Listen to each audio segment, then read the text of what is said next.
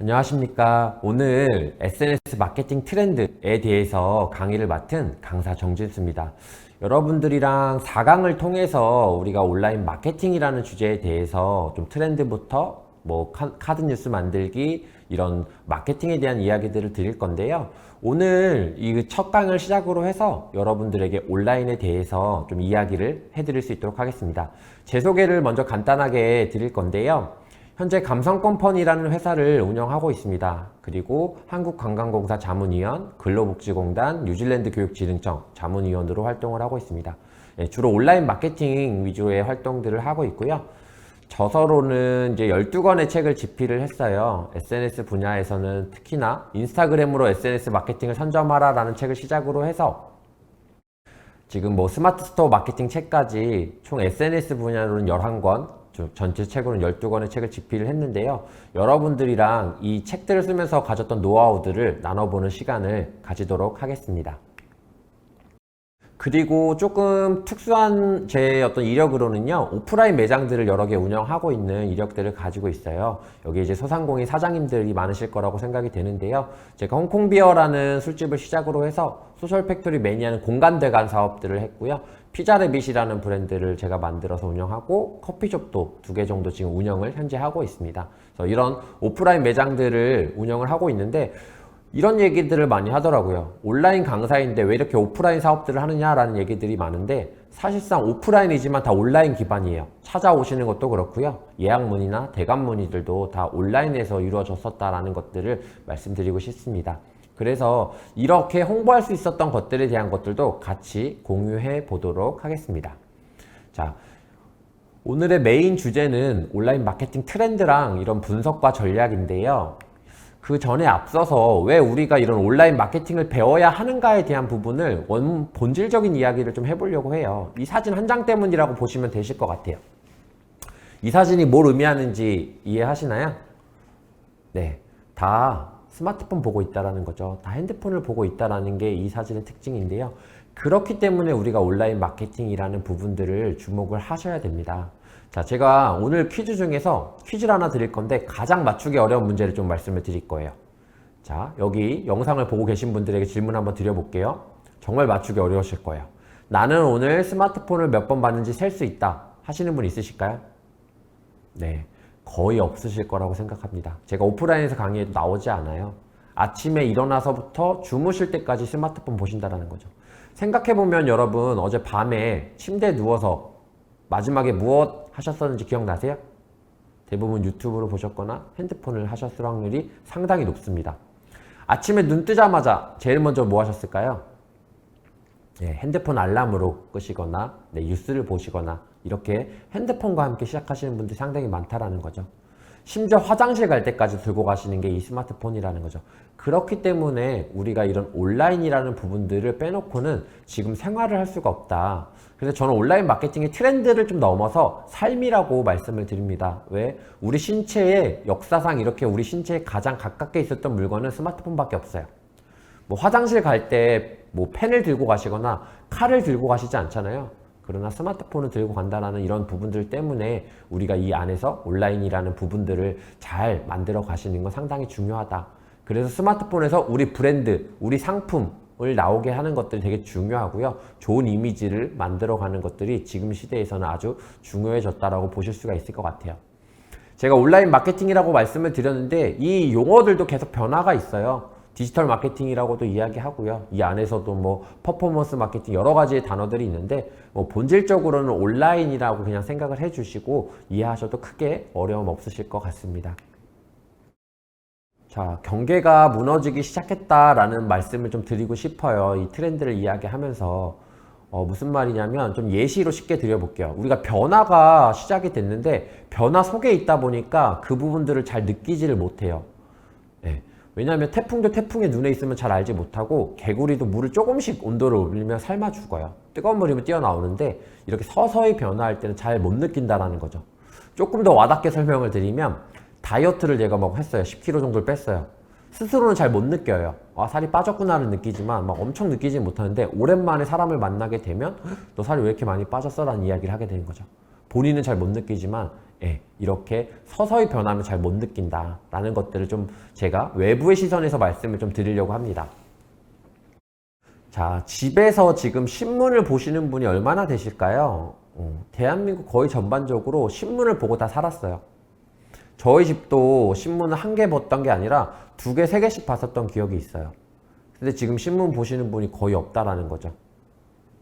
그러면 신문 보라고 상품권도 주시고 영업하시던 영업사원들이 마트에 가면 보이셨었는데 최근에 보신 적 있으실까요? 없으실 거예요. 네, 무슨 말일까요? 사라진 직업이 되었다라는 거죠. 직업을 바꾸기 시작했다라는 거예요. 이 온라인 때문에. 그럼 여러분 신문 안 보니까 세상 돌아가는 거 모르실까요? 아니시라는 거죠. 더 전 세계적인 일고 더 빠르게 하신다는 거. 왜? 온라인이 있기 때문이라는 거죠. 네, 금융권으로 한번 가볼게요. 지금 뭐 코로나가 이제 터지면서 사실상 금융권이나 이런 부분들 되게 어려워지고 있어요. 왜냐면 은행 가기도 비대면으로 되는 서비스들이 너무 많아졌다라는 거예요. 여러분 최근에 은행 언제 가셨는지 마지막으로 기억나세요? 기억이 잘 안 나실 거예요. 왜? 대부분 핸드폰으로 가능하시기 때문이죠. 그래서 금융권에서 비트코인이라든지 이런 가상화폐 같은 경우에도 이렇게 좀 많이 변해서 우리가 시대가 많이 변했다라는 부분들을 조금 이해하시면 이제는 조금 아 맞아 라는 부분들로 와닿으실 것 같아요. 자, 제가 이걸 마지막으로 한번 정리해 보도록 할게요. 한 10년 전으로 가보면 제가 먼 길을 가려고 했을 때 오늘도 운전해서 이 스튜디오에 왔는데요. 10년 전에 만약에 이 스튜디오를 멀리서 찾아온다라고 했을 때 어떻게 왔을 거냐라고 했을 때 차에 지도가 있었어요.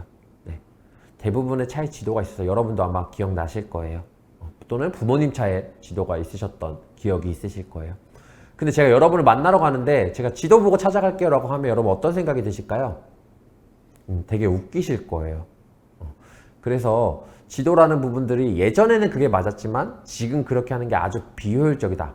네, 제가 이제 이걸 온라인에 빗대서 그때는 그게 맞았어요. 예전은 방식이나 제조를 기반으로 한 이런 분들이 많은데 온라인이라는 유통도 변화하고 많은 것들이 변화하면서 지금은 그렇게 하지 않으면 아주 비효율적인 것이다 라고 보시면 좋으실 것 같아요. 그 여러분 요새 뭐 코로나로도 배달도 많이 시켜 드실 것 같은데 배달도 마찬가지예요. 예전에 제가 지금 피자래빗이라는 브랜드도 운영한다라고 말씀드렸는데 예전 방식으로 한다 그러면 어떻게 될까요? 네, 예전 방식으로는 전단지나 책자 같은 부분에서 홍보를 해야 되겠죠. 근데 지금 어떻게 시켜 드시죠? 어플이나 이런 부분에 시켜 드시기 때문에 예전 방식을 제가 고수한다라고 하면 사실상 매출이 상당히 떨어지고 비효율적일 수 있다라는 것들로 말씀을 드릴 수 있을 것 같아요. 그래서 시대가 좀 변하고 있다라는 것들을 여러분 몸으로 느끼셨으면 좋겠고 직업을 바꾸기 시작했다라는 것들로 여러분께 이 온라인의 트렌드가 점점 변하고 있다라는 것들을 말씀을 드립니다. 자, 그럼 이렇게 시대가 변하고 있는데 스마트폰이 처음 국내에 출시된 연도가 몇 년도일까요? 스마트폰 첫 국내 출시 연도. 우리나라가 국내에서 스마트폰이라는 부분들이 엄청나게 성장을 했는데요. 전 세계적으로도 우리나라가 1등 하는 것들이 많이 있는데 스마트폰 보급률도 전 세계 1위예요. 스마트폰 보급률 95%. 네, 엄청난 점유율을 가지고 있죠. 그래서 보급률 자체도 많은 이 스마트폰이 출시 연도는 언제냐면 2009년도예요. 2009년도에 아이폰이 출시가 되면서 스마트폰 시장을 열었는데요. 즉 2009년도면 지금 2021년도기 때문에 10년이 조금 넘은 거예요. 11년 정도 됐는데 10년 만에 이렇게 다 바꿨다라는 거죠. 우리가 10년이면 강산이 변한다라는 말이 있는데 정말로 많은 것들을 바꿨다라고 보실 수 있고 100세 시대를 지금 넘는다라고 해요. 120세, 150세 시대를 갈 건데 그럼 10년 만에 스마트폰이 이 정도로 우리나라의 많은 것들을 바꿨다 그러면 앞으로 바꿀 요소들은 정말 어마어마할 것이다 라는 것들을 이해하실 수가 있으실 것 같아요. 그래서 이러한 시대 흐름 속에서 우리는 어떤 준비를 해야 될 것인가, 어떤 트렌드 안에서 우리는 어떤 전략을 가지고 홍보를 하고 나라는 사람을 브랜딩 할 것인가 라는 부분들은 너무너무나 중요해졌다라고 보시면 좋으실 것 같습니다.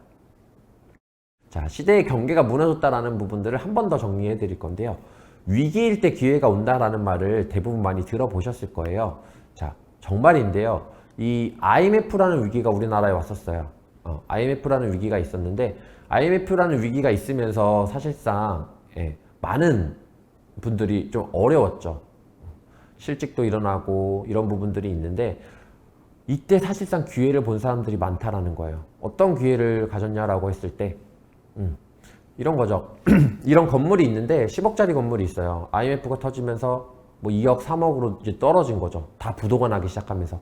그러다 보니까 제가 10억은 없었는데 2억, 3억은 있어서 이 건물을 샀어요.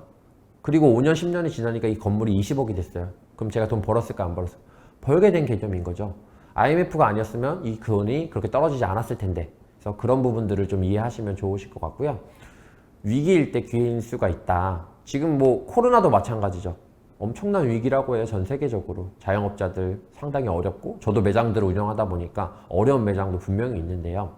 뭐 집합 제한도 있고 그죠? 영업시간 제한이라든지 이런 부분들이 많이 있는데 이때 또 돈을 버는 사람들이 많이 생긴다는 거죠. 마스크도 그렇고 제가 원래 교육 같은 거나 이런 것도 다 오프라인에서 했었는데 지금 이렇게 촬영하고 있고 그죠?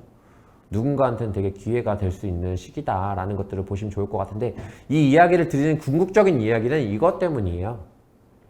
시대가 흔들릴 때 기회가 온다라고 말씀을 드렸는데 네, 이 온라인이라는 게 시대를 흔들고 있다는 거예요. 전통적으로 광고 홍보에서 1번 채널은 어떤 거였냐면 지상파나 공중파 이런 TV였죠. TV 방송. 네, 대기업만 할 수 있고 보편적으로는 상당히 금액도 많이 들어가는 대규모의 광고라고 보실 수가 있고 효과도 상당히 컸는데요. 지금 여러분 하루에 텔레비전 얼마나 보실까요? 보는 시간이 상당히 줄어들었다라는 거죠. 보시더라도 뭐 넷플릭스라든지 이런 채널들로 많이 변하고 있다라는 거예요. 전통 채널이 무너지고 있다라는 거죠. 전통 채널 두 번째, 신문.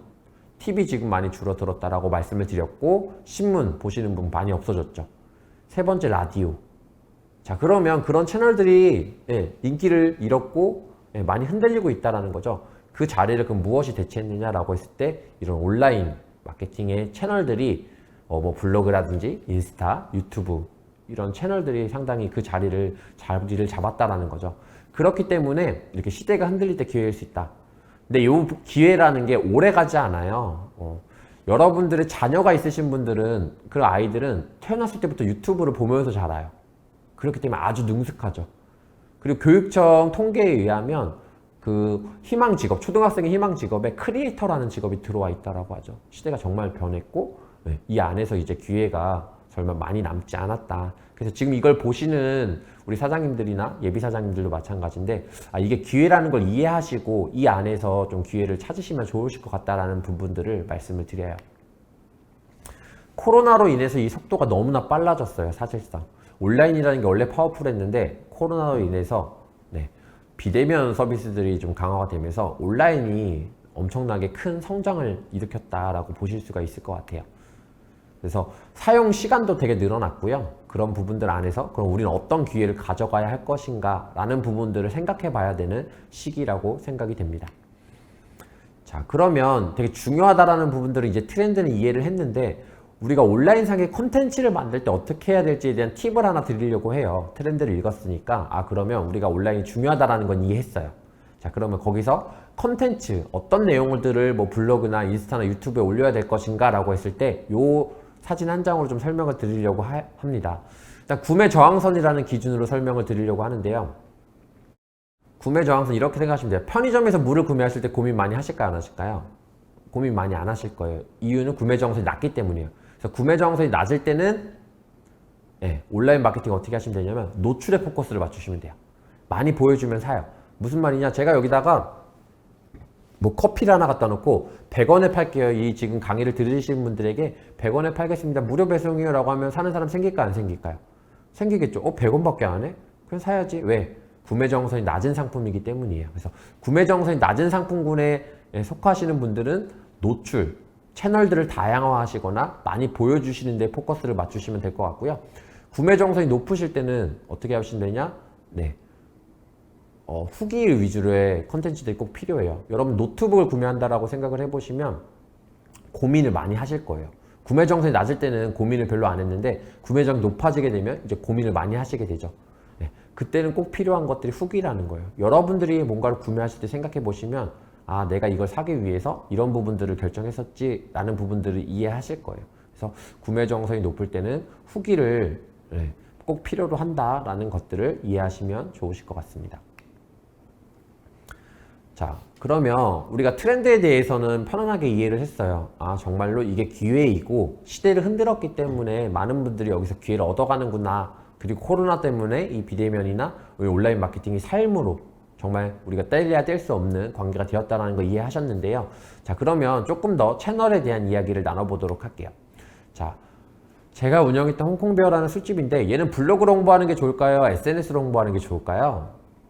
이 질문을 대부분의 이제 자영업자분들에게 드리면 대답을 잘 못하세요. 블로그라고 하시는 분도 있고 SNS라고 하시는 분도 있는데 일단 이 고민을 많이 안 하시는 이유가 둘 다 하면 되니까 라고 생각하시니까 그래요. 근데 하나만 해야 되는 상황이라면 어디서 할 것이냐, 이걸 아시려면 결국에 채널의 특징을 이해하셔야겠죠. 블로그라는 채널의 특징, SNS라는 채널의 특징, 더 나아가서 유튜브라는 채널의 어떤 특징까지도.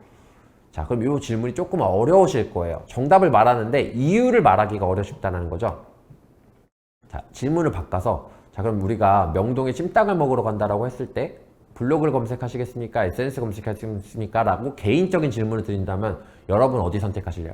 이거는 뭐 정답을 그냥 맞추시는 거예요. 그냥 자기의 정답.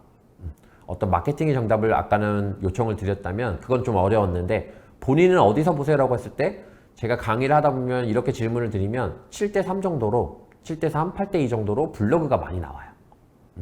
연령층이 젊더라도 블로그가 많이 나오는 경우가 많았어요. 자, 그럼 이게 여기서 뭘 우리가 생각을 해보냐면 행동 패턴을 분석해 볼 수 있을 것 같아요. 행동 패턴 분석. 자, 어떤 행동 패턴을 가지고 있느냐라고 했을 때 네이버는 목적이 있을 때 보신다라는 거죠. 목적을 기반으로 하기 때문에 네이버는 대부분의 분들에게 해당이 된다라고 보시면 돼요. 자, 내가 어떤 홍보를 하고 싶다, 뭐 인스타그램 강사를 섭외하고 싶다, 목적이 생기잖아요. 대부분 네이버 들어가게 돼 있다라는 거예요. 그럼 꼭 이렇게 반박하시는 분들이 있어요. 인스타그램 강사니까 인스타그램 가서 섭외할 거예요, 유튜브 볼 거예요 라는 분들이 있어요. 예, 맞아요. 그걸 볼 수 있어요. 그러나 본 다음에 보편적으로 네이버에 들어오게 돼 있어요. 왜? 인스타그램에서 만약에 해시태그를 통해서 검색을 했다라고 했을 때, 그럼 그 올리신 분이 일상이라서 나한테 강의를 받으신 분들이 해시태그 올리실 거 아니에요? 또는 제가 올릴 거잖아요. 제가 올린 글들은 잘 안 보실 거예요. 왜? 광고라고 생각하시기 때문에. 내가 강의 잘합니다, 이런 거 강의 꼭 들으세요라고 말하는 건 여러분들 크게 와닿지 않아요. 제가 말하는 거기 때문에 광고라고 느끼실 수가 있죠. 후기를 보게 되는데, 그런 부분들이 목적 있는 대상으로 봤을 때는 사실상 네이버를 사용할 수밖에 없다라는 것들이죠. 인스타를 보시더라도, 아까 말씀드린 태그를 보더라도 대부분의 내 일상을 올리는 거예요. 정진수 강사님한테 강의를 들었다, 이건 일상이죠. 그러다 보니까 어떤 정보가 별로 없죠? 뭐 저에 대한 정보가 별로 없겠죠. 이 사람이 어떤 책을 썼고 어떤 주제로 강의하는지, 정보가 부재가 많다라는 거죠. 인스타그램은 채널의 특징이 그렇다 보니까. 그래서 목적을 기반으로 한다라는 부분들을 이해하시면 좋으실 것 같고, 네이버라는 채널들을 통해서 그렇게 들어오는 경우가 많다. 인스타그램은 정보가 제한적이다 보니까. 유튜브도 마찬가지죠. 유튜브도 1시간짜리 영상이 있다고 가정해 보자고요. 다 볼까요? 되게 부담을 가지고 있다는 거죠. 그렇기 때문에 대부분 인스타나 유튜브에서 볼 수 있지만 보고 난 다음에 다시 네이버를 들어오는 게 보편적인 행동 패턴이다. 그래서 우리가 네이버는 기본적으로 우리 소상공인 사장님들이 하셨으면 좋겠다라고 말씀을 드리고, 이유가 적게 들어오더라도 내 잠재 고객을 만날 수 있는 목적 기반의 채널이다라는 것들을 말씀을 드려요. 자, 그럼 SNS 마케팅은 어떤 개념이냐면 도달률을 기반으로 해요. 지금 여기 삼겹살 사진이 하나 있는데 너무 맛있어 보이는 거예요. 삼겹살 사진이 너무 맛있어 보이면 여러분 어떤 생각이 드실까요? 오늘 저녁에 먹으러 가고 싶다라는 거죠. 그래서 SNS 같은 경우에는 높은 도달률을 통한 행동의 변화를 유도한다라는 게 가장 큰 강점이다라고 보시면 좋으실 것 같아요. 그래서 SNS 같은 경우에 시각적일 수밖에 없죠. 시각적인 요소들밖에 없고, 아무래도 먹고 싶고 보고 싶고 사고 싶고 갖고 싶고 이런 컨텐츠 종류의 것들이 올라오셔야 소비자의 마음을 설득할 수 있다라고 보실 수가 있어요. 그래서 SNS 마케팅은 시각적인 업종들이 성과를 본다라고 보시면 좋을 것 같아요. 외식업, 패션, 뷰티에서도 뭐 헤어, 색조, 네일, 메이크업, 애견, 자동차, 여행, 이런 업종의 시각적인 업종들은 SNS 마케팅이 강점으로 도달이 된다라고 보시면 좋으실 것 같습니다. 그래서 내 아이템은 사실상 시각적으로 표현하기 어려운데 라고 하시는 분들은 이런 부분들 좀 어려우실 수 있어요. 그리고 또 하나 좀 말씀을 드리면, 예를 들면 제가 컴퓨터를 수리를 해요. 그럼 이거 시각적이지가 않잖아요. 그럼 이런 분들에게 인스타그램은 마케팅으로 적합한 채널인가라고 했을 때 일단 1차적으로는 적합하지 않죠. 그럼 어떻게 활용할 수 있냐라고 질문을 하신다면 이렇게 생각할 수 있어요. 나를 홍보할 수는 있다는 거죠. 퍼스널 브랜딩이라고 이야기를 하는데요.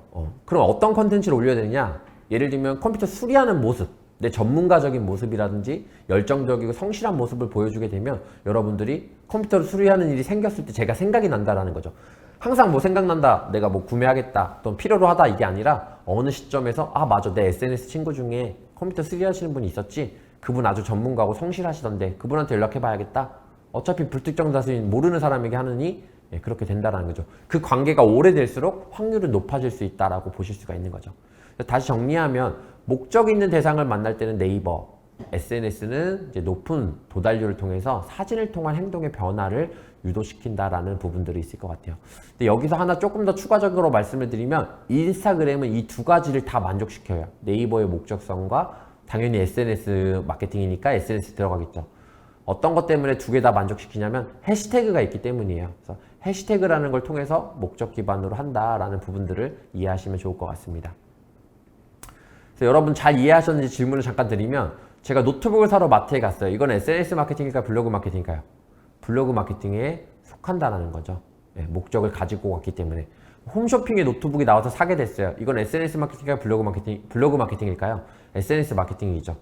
살 마음이 없었는데 홈쇼핑이 나에게 틀었는데 노출이 됨으로써 확률을 가져가서 구매를 하게 된 거죠. 이런 부분들 볼 수 있고요. 조금 더 어려운 질문을 드리면, 제가 국내에서 마우스를 최초로 만들었어요. 이랬을 때는 SNS가 더 나은데 왜 블로그 마케팅이 되지 않느냐라고 했을 때 아무도 존재를 모르기 때문이죠. 마우스를 최초로 만들었기 때문에. 그래서 네이버나 블로그 마케팅은 키워드, 목적성을 기반으로 하기 때문에 최초로 만들었을 때 아무도 모를 때는 그런 채널들을 활용할 수가 없다라는 부분들로 질문을 드리면서 여러분 다시 한번 이해하실 수 있게 말씀을 드렸어요. 자, 그래서 네이버가 검색을 되게 많이 하는데요. 지금 네이버는 위기라는 거예요. 왜 위기일까요? 유튜브 때문이에요. 유튜브 플랫폼의 확장인데 사람들이 이제 네이버에서 검색을 안 하고 유튜브에서 검색을 한다는 거죠. 그래서 두 번째로는 자녀들이 유튜브 보면서 자란다는 거죠. 그래서 이런 두 가지 이유들 때문에 유튜브 플랫폼들이 확장이 되고 있는데요. 결국 동영상 플랫폼이 강세라는 거예요. 동영상 플랫폼이 강세인데, 그래서 모든 SNS에 동영상 플랫폼이 탑재가 돼요.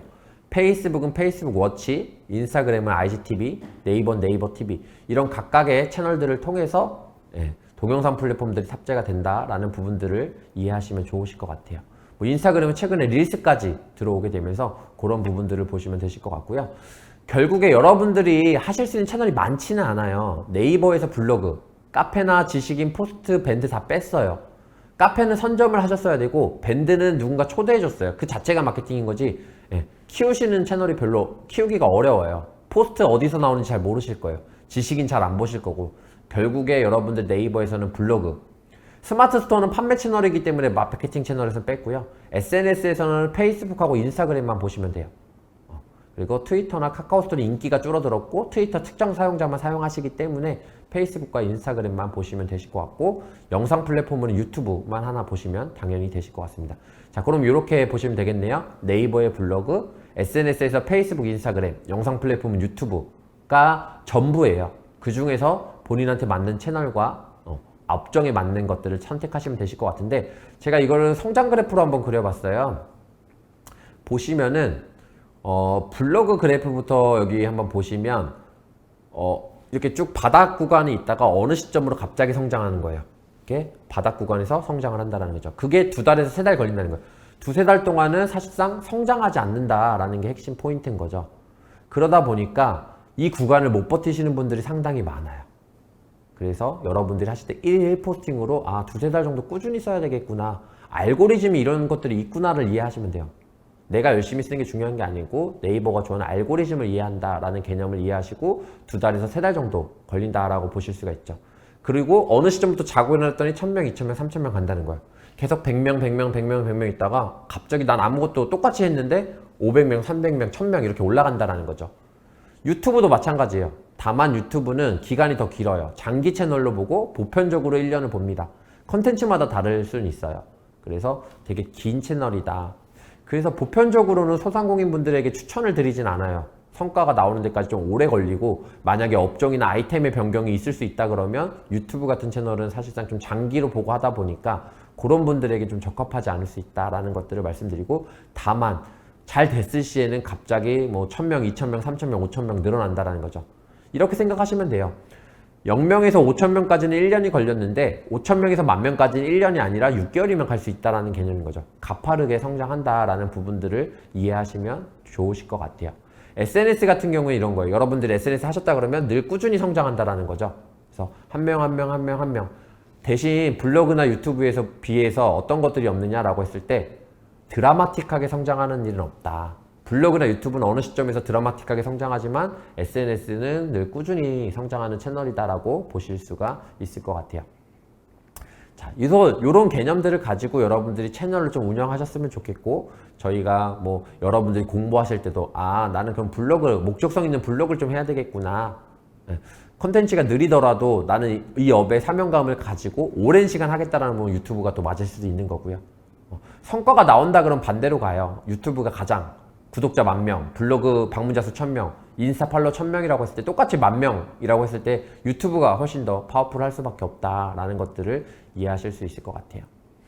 자, 그런 개념에서 봤을 때 경계가 무너졌다라고 말씀을 드렸는데, 보람튜브라는 유튜브가 있는데 하루 광고 수익이 MBC 광고 수익하고 맞먹는다라는 기사가 나온 거죠. MBC 임직원 1700명인데 MBC의 경쟁 상대는 이제 뭐 KBS나 SBS가 아니라 유튜브나 넷플릭스 같은 채널이 된다라는 거죠. 그래서 이 시대가 상당히 많이 변했고, 여기서 우리는 어떤 기회를 가지고 갈 것인가 라는 부분들을 여러분들이 좀 진지하게 생각해 보셔야 되는 시기가 왔다라고 보시면 좋으실 것 같아요. 조금 마무리를 해볼 건데, 이번 1강을 통해서는 여러분들이 우리가 온라인 마케팅 트렌드, 결국 온라인 마케팅에 SNS도 있고 유튜브도 있고 블로그도 있고 여러 가지 채널들이 있는데요. 채널들의 성장 그래프도 좀 말씀을 드렸고요. 지금 어떤 구매 저항선에서의 어떤 고객 후기, 이 부분이 되게 중요해요. 후기를 얼마나 잘 만들어내느냐가 사실상 상당히 마케팅에서는 큰 포션을 차지한다라고 보실 수가 있을 것 같아요. 자, 들은 것은 잃어버리고 본 것은 기억하고 직접 해본 것은 이해한다라는 말이 있어요. 그래서 여러분들 오늘 보셨기 때문에 기억할 수는 있는데, 직접 해보는 거, 오늘 인스타도 한번 올려보시고 블로그도 올려보시고 내가 다시 해봐야겠다라고 생각하면서 채널들의 버튼도 눌러보시면서 조금 오늘 배우신 거를 이해하려고 노력해 보시면 상당히 도움이 되실 거라고 생각합니다. 네, 저는 다음 강의에 다시 만나서 인사드리도록 하겠습니다. 오늘 강의 들으신다고 수고 많으셨고, 다음 강의 때 다시 만나 뵙도록 하겠습니다. 수고하셨습니다.